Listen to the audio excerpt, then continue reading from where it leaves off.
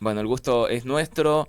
Juan, ¿qué es lo que se puede decir de estos días que han sido realmente convulsionados, con mucha tensión, ¿no? A la espera de lo que iba a ser el foro de Davos y las declaraciones, ¿no? Los discursos de los principales dirigentes de las potencias a nivel mundial, con novedades al menos, o con un discurso de Donald Trump bajando un poco la tensión con respecto a Groenlandia, a los aranceles a países europeos. ¿Cómo se puede contextualizar toda esta situación?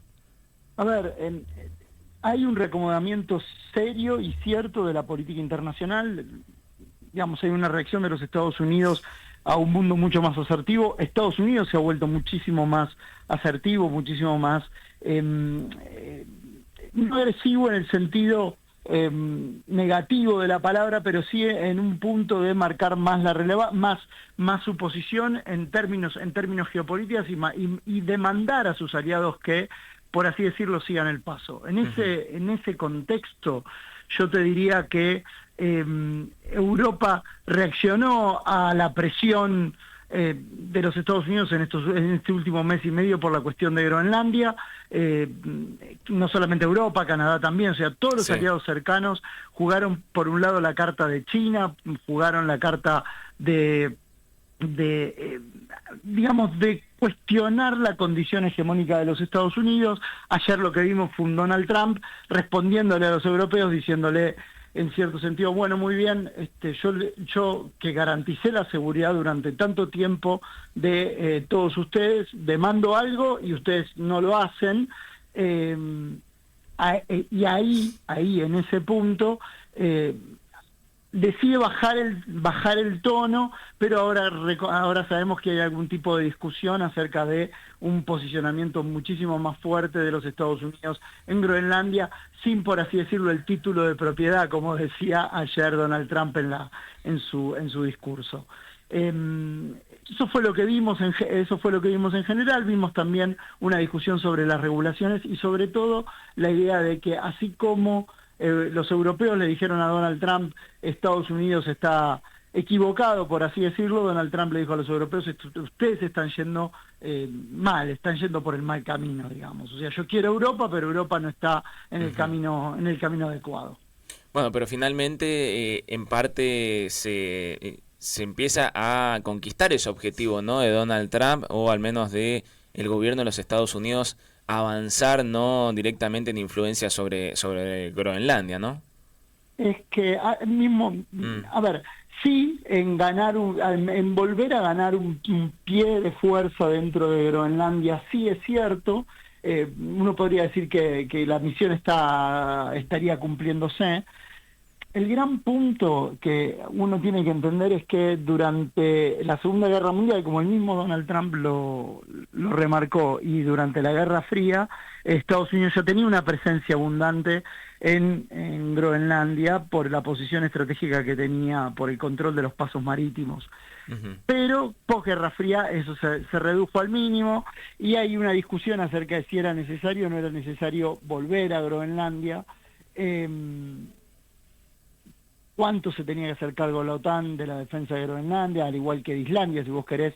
Son vastas extensiones ubicadas estratégicamente, donde el pie de fuerza militar es muy reducido. En Ujú. ese contexto, es cierto que en los próximos meses probablemente veamos un incremento de fuerzas militares norteamericanas, de infraestructura militar norteamericana, pero además lo más importante es poder tener un ojo directo, si vos querés, acceso directo a los recursos que existen en Groenlandia, que son necesarios para la industria de defensa norteamericana. Ujú, por supuesto. Si hacemos un repaso, ¿no? De lo que ha sido la actividad de Donald Trump a nivel de Donald Trump y del gobierno, ¿no? De los Estados Unidos a nivel internacional, podemos hablar, ¿no?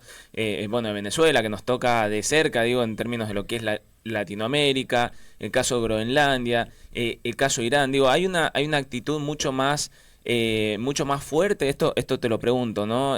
Por parte del gobierno de los Estados Unidos a nivel internacional, más allá de que conocemos, ¿no? La historia de los Estados Unidos con la influencia que tiene en el mundo, pero digo ya con lo que es esta gestión de Donald Trump. No sé si eso se puede comparar con lo que podría haber sido, o es contrafáctico, ¿no? Con otro gobierno de otro dirigente político en Estados Unidos a esta altura.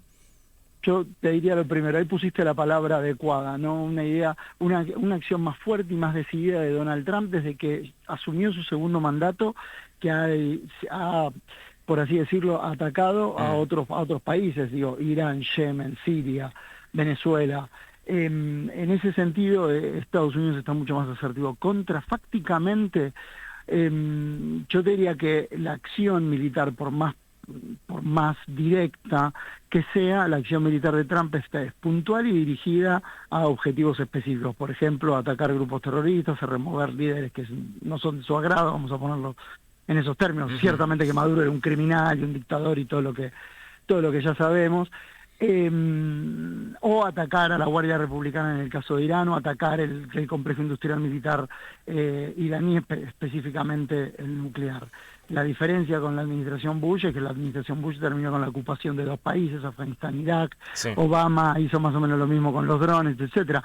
No, yo te diría que no es que estamos enfrentando un Donald Trump más guerrero y que otras administraciones norteamericanas. Yo te diría que lo que estamos enfrentando es un mismo sesgo, digamos, de uso de la fuerza, solo que en el caso de Donald Trump hay una restricción menor, digamos, ¿no? En ese uso de la fuerza, o la racionalidad última que lleva al uso de la fuerza.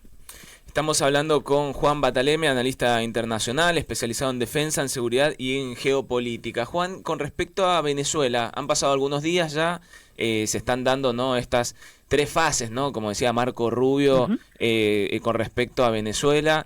¿Cómo se puede calificar ahora, o qué es lo que se puede esperar, ¿no?, de los próximos días, próximas semanas, de la situación en Venezuela, teniendo en cuenta las declaraciones que hace Donald Trump con respecto a Delcy Rodríguez, con un régimen chavista, o en este caso de Maduro, que todavía persiste? ¿Cómo es esa relación también entre Delcy Rodríguez y Donald Trump, y este proceso de transición, entre comillas, que también es esperado por buena parte de venezolanos? Hasta donde sabemos, porque sabemos por la comunicación de líderes, yo te diría que van a pasar las siguientes cosas: la continuación de la liberación de los rehenes, la normalización del comercio de petróleo, controlado, por así decirlo, por los Estados Unidos. Lo dijo ayer Donald Trump, que en definitiva Delcy Rodríguez es una mujer que está colaborando y es cooperativa, y que en ese sentido son bastante inteligentes. Lo otro que vos tenés que esperar es depuración en las filas del chavismo, del régimen de lo que queda del régimen de Maduro, sin que cambie la figura central, que es lo que hoy garantiza cierto grado de estabilidad. Recién hablábamos de Irak, y yo te decía, lo que caracterizó Irak después de la invasión norteamericana fue el colapso, ¿no? Lo que caracteriza a Venezuela después de la remoción de Maduro es la relativa calma y estabilidad en el país.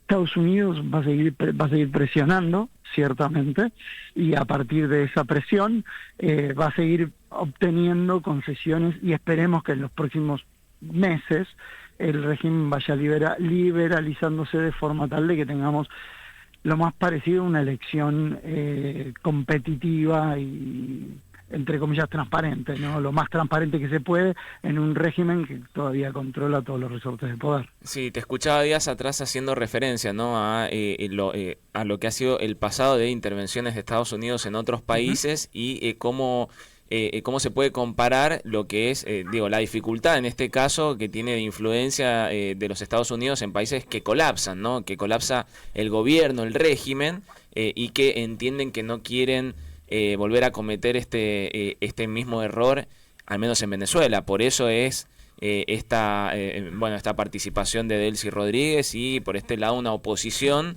de Venezuela que está completamente a la expectativa de lo que pueda ocurrir, o con incertidumbre. Sí, los principales líderes en el exilio, lo que está adentro de Venezuela se tiene que reorganizar. Ciertamente que si vos vas a enfrentar una elección competitiva como lo que se espera que se enfrente, la oposición misma también va a tener que reorganizarse porque van a surgir liderazgos alternativos, digamos, tener la posibilidad de liderar un país como Venezuela abre en el buen sentido el apetito político de muchas de las personas que podríamos considerar que fueron parte de la resistencia al régimen de Maduro. Por lo tanto, es importante ver cómo el mismo régimen, los Estados Unidos y otros actores conducen la transición a una Venezuela democrática. Yo siempre digo lo mismo, esto es una cuestión de paciencia y prudencia, que son dos elementos necesarios para que la situación pueda básicamente evolucionar hacia donde todos los venezolanos quieren. Bien, te hago la última consulta, Juan. El tema del Consejo de la Paz, ¿se puede esperar algo de lo que pueda ocurrir hoy, ya finalizando lo que es el foro de Davos? Va a ser, en principio, la tarea que tiene por la resolución 2803 de las Naciones Unidas. Debería hacerse cargo del posconflicto en la Franja de Gaza. Sé que hay diferencias con Israel en la forma en la que se ha constituido, sí, pero cuando uno mira en general lo que este foro de paz, esta conferencia de paz, está emergiendo como una organización internacional alternativa paralela a las Naciones Unidas. Cuando ya pone uno eso en contexto, habría que ver que no, por así decirlo, no empiecen a superponerse roles y funciones, y este Consejo de la Paz lo que tiene es que es la mirada de Donald Trump de lo que él cree que debería ser el orden internacional. Entonces, es interesante verlo. El efecto no va a ser inmediato, pero puede sí tener un efecto concreto en el transcurso del año. Bien, veremos entonces y lo vamos a seguir. Juan, te agradecemos muchísimo estos minutos. No, por favor, gracias a ustedes y buen día. Hablábamos con Juan Bataleme, analista internacional especializado en